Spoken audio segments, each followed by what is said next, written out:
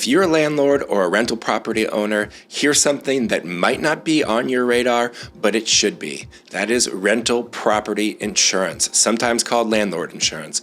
It is a critical item that you need to make sure you have. You've invested a lot of time, a lot of money, and a lot of resources into your investment property, and you want to make sure that it is properly insured.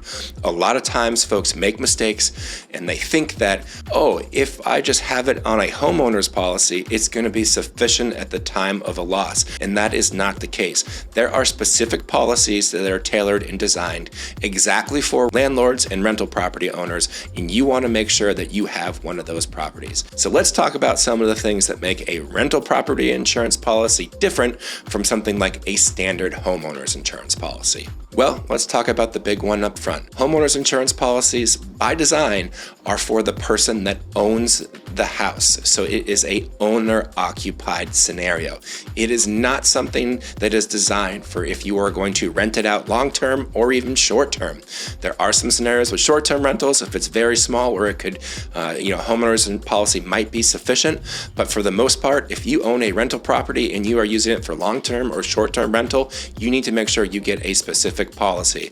Otherwise, you are at risk of a claim being potentially denied because it is on a homeowner's insurance policy and there is specific language around the occupancy of that policy. It should be owner occupied. And if you have a tenant in there and something happens, the insurance company could potentially deny a claim, which would not be a good scenario. It would be something that we would not be looking good with all around, right? You would have an investment property that would not be covered and you'd be out a lot of time, money, and resources. So what are some of the other keys with a rental insurance property? Well, similar to homeowners insurance policy, the big one up front are the structures. You have the primary residence, whether that's a 1 unit, 2 unit, 4 unit, whatever it is above, right? You want to make sure that you have a proper value for that in the event of a claim, let's say a total burn down, so you have enough money to step in and repair or replace that building into the same type of building it was before, like kind and quality. That's always the goal with insurance, right? And it's no different for rental properties. You want to make sure that you've got the right policy in place with enough coverage to rebuild your investment property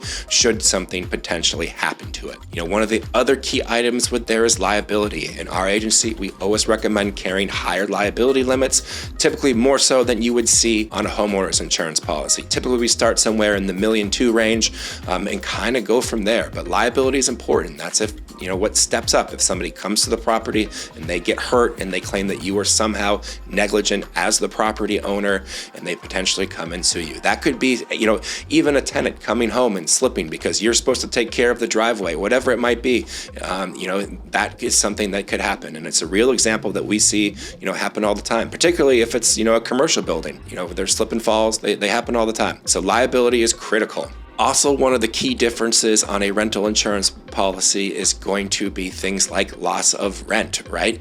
In the event of a claim, if you have a loss, right, and your tenants can't live there, and so you've had to move them out, they've had to use their own renter's insurance to get coverage someplace. You are rebuilding your home that could take, potentially 6 months to a year. In that time frame, you are losing income in the form of rent. So there are policies that will step up and provide loss of rent coverage. That's one of the questions that we always ask in the beginning is, how much is rent?